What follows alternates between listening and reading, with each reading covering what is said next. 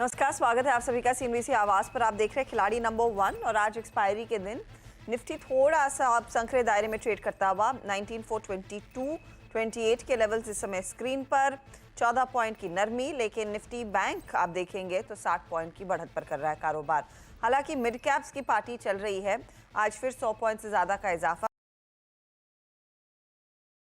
के आसपास है। सबसे ज्यादा स्ट्रेंथ अगर दो पॉकेट्स पकड़े तो एक रियल एस्टेट शेयर है और दूसरी तरफ ऑटो। दोनों ही इंडाइसेस 1% की बढ़त पर कर रहे हैं कारोबार। तो ये है फिलहाल अब तक की सिचुएशन और निफ्टी के कंट्रीब्यूटर्स आपके सामने।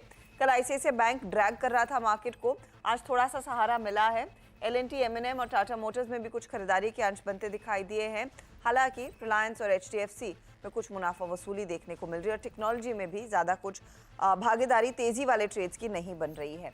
ऐसे में आपकी क्या रणनीति हो और हमारे जानकार जो इस हफ्ते मैदान में है उनकी तरफ से किस तरह की पोजीशनिंग रहेगी, उस सब पर होगी बातचीत। पहले इनके रिटर्न्स आपकी स्क्रीन पर लेकर आते हैं। 3 मेहमान जो हमारे साथ इस हफ्ते हमारा साथ दे रहे हैं उनके रिटर्न्स का क्या हाल है। तो आशीष कयाल 9.3% के रिटर्न्स कल दोपहर 3:30 बजे तक कमा कर गए।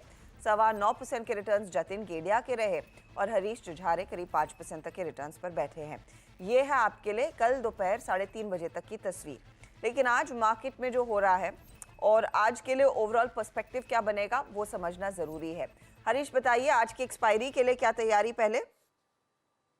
गुड मॉर्निंग हर्षदा जी। मार्केट्स में थोड़ा सा नरमी है, इतना ज़्यादा मोमेंटम नहीं दिखा जा रहा है 2-3 दिन से। तो कंटिन्यूसली 100-डे मूविंग एवरेज के आसपास हर्डल है निफ्टी में, तो कंटिन्यूसली वही उसी के आसपास निफ्टी रेंज में ट्रेड हो रहा है। तो मुझे लग रहा है कि निफ्टी कुछ दायरे में रह सकता है, ज़्यादा कुछ मोमेंटम नहीं देखने मिलेगा आगे। लेकिन मुझे लग रहा है कि बैंक निफ्टी कुछ आउट परफॉर्म कर सकता है। बैंक निफ्टी में मुझे स्ट्रेंथ दिखाई दे रहा है। बैंक निफ्टी को आगे जाके थोड़ा बहुत बाउंस देखने मिलेगा। 43,900 से लेकर 44,000 तक चांसेस है ऊपर के ओर बाउंस करने का। पुल बैक 43,900 की तरफ बढ़ता हुआ दिखाई दे सकता है निफ्टी बैंक, उस पर नजरें रहेंगी। आज देखते कितना ये कैचअप कर पाता है। जतिन, आपकी अप्रोच आज के लिए? डेफिनेटली अगर जो मैं ट्रेड लेना चाहूंगा तो लॉन्ग साइड पे ही लेना चाहूंगा। ब्रॉडर मार्केट में आउट परफॉर्मेंस अभी भी जारी है। अगर जो निफ्टी की बात करूं तो रेंज बाउंड हो सकता है। आज के ट्रेडिंग सेशन में Harley momentum indicator sell side पे है और एक क्रूशियल रेजिस्टेंस जोन 19450 19500 के जोन में ट्रेड कर रहा है। तो मेरे को लगता है जब तक कोई डिसाइसिव क्लोज इसके ऊपर रेजिस्टेंस जोन के ऊपर नहीं मिलता है तब तक हमें कंसोलिडेशन देखने मिल सकता है। लेकिन ओवरऑल मेरे को लगता है कि पुल बैक लॉन्ग साइड्स के ट्रेड ही रहेंगे। का ही ट्रेड पुल बैक की तरफ इशारा दिख रहा है, तो तेजी की तरफ ही बैठे। आशीष, इंडेक्स या स्टॉक स्पेसिफिक? देखिए, इंडेक्स में तो फिलहाल रेंज बाउंड है, लेकिन मेरे ख्याल से अगर निफ्टी 19,470 का लेवल निकाल देता है तो हम शायद 19,520 530 का लेवल देख पाएंगे।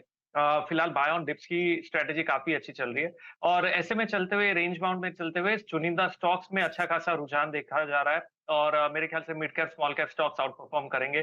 तो ऐसे में बाय की राय ही होगी और ओवरऑल बाय ऑन डिप्स का माहौल बना रहेगा। और निफ्टी पे देखें तो सपोर्ट 19,330 का बहुत इंपॉर्टेंट सपोर्ट है। जब तक वो इंटैक्ट है ओवरऑल बाई की स्ट्रेटेजी बना के चलिए। बाई की तरफ ही आशीष जी बैठेंगे। चलिए ट्रेड्स लेना शुरू करते हैं। आशीष, आपने आरवीएनएल माइनकाइंड फार्मा पर पोजीशन बनाई रखी थी। आरवीएनएल आज सुबह में एग्जिट किया 162.40 पर। मैनकाइंड कल एग्जिट किया। बताइए आज का नया ट्रेड। आज का जो नया ट्रेड मैं जोड़ना चाहूंगा वो है एलगी इक्विपमेंट्स। यहाँ पर एक अच्छा खासा ब्रेकआउट आता हुआ नजर आ रहा है, वॉल्यूम्स काफी अच्छे पिकअप हो रहे हैं। तो मेरे ख्याल से एक यहाँ पर एक अच्छा रुझान देखा जा सकता है एलगी इक्विपमेंट में। यहाँ बाय करने की राय होगी। स्टॉप लॉस आपको लगाना होगा 514 का और टारगेट है 583 का। टारगेट 583 का, स्टॉप लॉस 514 का। एलगी इक्विपमेंट्स बाय साइड का ट्रेड 3.5% के गेन्स यहाँ पर दिख रहे हैं। तो यहाँ पर एक मोमेंटम साफ नजर आ रहा है।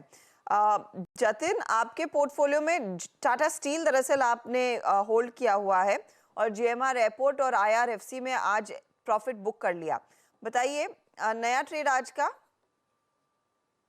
जो नया ट्रेड मेरा होगा वो एबी कैपिटल पे होगा। तो रिसेंटली हमने देखा है कि एबी कैपिटल में अराउंड एक 50% फिबोनाची रिट्रेसमेंट लेवल पे आ गया है प्रीवियस वीक के। तो मेरे को लगता है कि एक डिप जो है वो हमें बाय करनी चाहिए। तो लगता है कि 172 के स्टॉप लॉस से एबी कैपिटल में लॉन्ग करना चाहिए और टारगेट रहेंगे 182 के। ये तो 182 के टारगेट में एक अपॉर्चुनिटी तेजी की। स्टॉक इनफैक्ट फिसला था और वहां से कुछ रिट्रेसमेंट करने की कोशिश कर रहा है तो ये बाय साइड का trade. Harish, Dixon tech hold कर रहे हैं। ये जेएसएल कैरी करके आए थे लेकिन कुछ देर पहले प्रॉफिट बुक कर लिया। किन लेवल्स पर एग्जिट किया जेएसएल में? हर्षा जी, मैंने जेएसएल में एग्जिट किया, 465 पे एग्जिट किया। ओके, और नया क्या जोड़ रहे हैं इस समय? अभी भी सेम प्राइस पे है। नहीं, नया ट्रेड इस समय क्या जोड़ेंगे आप? मेरा नया ट्रेड है स्वान एनर्जी। एक स्ट्रॉन्ग बुलिश ट्रेंड में है और लास्ट एक हफ्ते से कंसोलिडेशन में था। आज कल के दिन ब्रेकआउट दिया है। मुझे लग रहा है कि स्वान एनर्जी में एक स्ट्रॉन्ग मोमेंटम बिल्टअप हो सकता है और मेरा टारगेट्स रहेंगे 465 का और स्टॉप लॉस रहेगा 396 का। ये NSE 500 का हिस्सा है क्या आप Harish? I don't have that list in front of me. उसमें 500 में है। ओके, NSE 500 का हिस्सा है तो स्वान एनर्जी पर एक बाय कॉल आता हुआ। अच्छा, कुछ ऐसे स्टॉक्स है, अपॉलॉजीज मैं आपको टोक रही जो हम कवर नहीं करते हैं। अनफॉर्चुनेटली स्वान एनर्जी उसमें से एक है, तो मैं आपसे दरख्वास्त करूंगी कि इसे स्किप करें, एक नया ट्रेड आप हमें ढूंढ के दे। तब तक मजगांव डॉक का स्टॉक आपकी स्क्रीन पर लेकर आएंगे, जहां पर ये क्वार्टर बहुत ही जोरदार रहा है। इनफैक्ट हम सब जानते हैं कि डिफेंस कंपनियों में काफी तगड़ी तेजी देखने को मिली है और उनमें से एक शेयर मजगांव डॉक का रहा है। इसका एक इनफैक्ट साल का चार्ट दिखाइएगा तो उसमें साफ दिखेगा कि कितनी स्ट्रेंथ दरअसल डिफेंस कंपनियों में देखने को मिली है।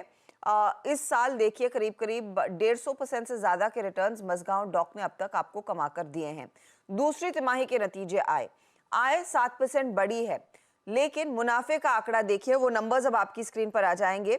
जहां पर हमने देखा इस क्वार्टर में जो प्रॉफिटेबिलिटी का जो फिगर था वो काफी मजबूत आया। मार्जिन्स दरअसल कंपनी के अच्छे खासे एक्सपैंड होकर आए हैं और जो डिलीवरी हुई है खास तौर से उसका भी फायदा मिलता हुआ दिखाई दे। एक के बाद एक आपको याद होगा कि मजगांव डॉक की तरफ से और दूसरी दरअसल कंपनियों की तरफ से अपडेट्स आ रहे थे कि इन्होंने कुछ कुछ वेसल्स इंडियन नेवी या फिर कोस्ट गार्ड के लिए डिलीवर करके दिए हैं। अब यहाँ से आगे किस तरह का आउटलुक है, कितनी मजबूत इनकी ऑर्डर बुक है, ये सब समझना जरूरी है। कंपनी के चेयरमैन और मैनेजिंग डायरेक्टर संजीव सिंघल हमारे साथ जुड़ रहे हैं। संजीव जी, स्वागत है आपका CNBC आवाज पर। ये एक और तिमाही जहां पर हमने देखा है बहुत ही जोरदार प्रदर्शन आपका रहा है। सबसे पहले मैं आपसे समझना चाहूंगी इस क्वार्टर Q2 के अंत तक क्या ऑर्डर बुक पर आप हैं और H2 में किस तरह के ऑर्डर्स आप आगे एग्जीक्यूट करने वाले हैं? सभी को नमस्कार एंड दिवाली की शुभकामनाएं। जहां तक हमारा ऑर्डर बुक का सवाल है, 30 सितंबर की मजगांव डॉक शिप बिल्डर्स की ऑर्डर बुक लगभग 37,500 करोड़ की है और अक्टूबर के महीने में हमने जो है पहले डिक्लेरेशन भी दी है, एक छोटा ऑर्डर कोस्ट गार्ड के साथ में साइन किया है गैरी ट्रेडिंग शिप का, जो कि लगभग 310 करोड़ की शिप है। और इसके अलावा हम 6 next generation OPVs offshore patrol vessels, ये भी कोस्ट गार्ड का एक ऑर्डर है जो कि हम इस महीने के अंत तक उम्मीद करते हैं कि साइन करेंगे, लगभग 1400 करोड़ का। इसके अलावा एक्सपोर्ट फ्रंट पे भी कुछ पॉजिटिव डेवलपमेंट्स हैं जिसमें हम उम्मीद करते हैं कि अगले 2 महीने में एक शुरुआती ऑर्डर हमको मिलना चाहिए। इसका जैसे जैसे डेवलपमेंट्स होंगे उस हिसाब से आप लोगों को भी इन्फॉर्म किया करेंगे। कंपनी की आउटलुक अच्छी है और अपार्ट फ्रॉम जो हमारे एडिशनल सबमरीन्स हैं, 3 नंबर स्कॉर्पियन सबमरीन्स, जो हमारा एग्जिस्टिंग ऑर्डर है 6 सबमरीन का, इसमें से 5 सबमरीन हम ऑलरेडी डिलीवर कर चुके हैं। 6 सबमरीन का हम लोग टारगेट कर रहे हैं इस फाइनेंशियल ईयर के या नेक्स्ट ईयर फर्स्ट क्वार्टर के एंड तक डिलीवर करने का। बता दें कि मनी कंट्रोल पर दिए गए विचार एक्सपर्ट्स के अपने निजी विचार होते हैं। वेबसाइट या मैनेजमेंट इसके लिए उत्तरदायी नहीं है। यूजर्स को मनी कंट्रोल की सलाह है कि कोई भी निवेश निर्णय लेने से पहले सर्टिफाइड एक्सपर्ट की सलाह लें।